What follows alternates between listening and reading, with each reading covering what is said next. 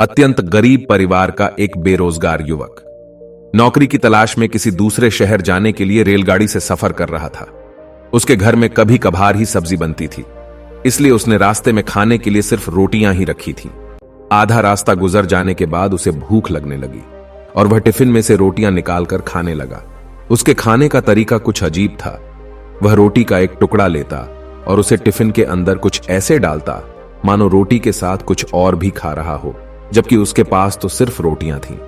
उसकी इस हरकत को आसपास के और दूसरे यात्री देखकर हैरान हो रहे थे।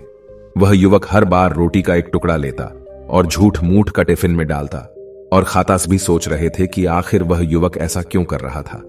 आखिरकार एक व्यक्ति से रहा नहीं गया और उसने उससे पूछ ही लिया कि भैया तुम ऐसा क्यों कर रहे हो, तुम्हारे पास सब्जी तो है ही नहीं, फिर रोटी के टुकड़े को हर बार खाली टिफिन में डालकर ऐसे खा रहे हो मानो उसमें सब्जी हो।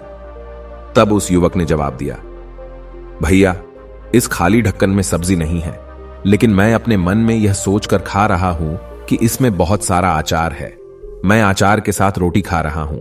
फिर व्यक्ति ने पूछा, खाली ढक्कन में अचार सोचकर सूखी रोटी को खा रहे हो तो क्या तुम्हें अचार का स्वाद आ रहा है? हां, बिल्कुल आ रहा है। मैं रोटी के साथ अचार सोचकर खा रहा हूं और मुझे बहुत अच्छा भी लग रहा है, युवक ने जवाब दिया।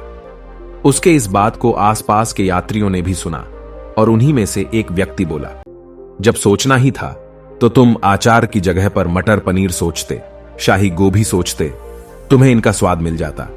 तुम्हारे कहने के मुताबिक तुमने अचार सोचा तो अचार का स्वाद आया, तो और स्वादिष्ट चीजों के बारे में सोचते तो उनका स्वाद आता। सोचना ही था तो भला छोटा क्यों सोचे, तुम्हें तो बड़ा सोचना चाहिए था।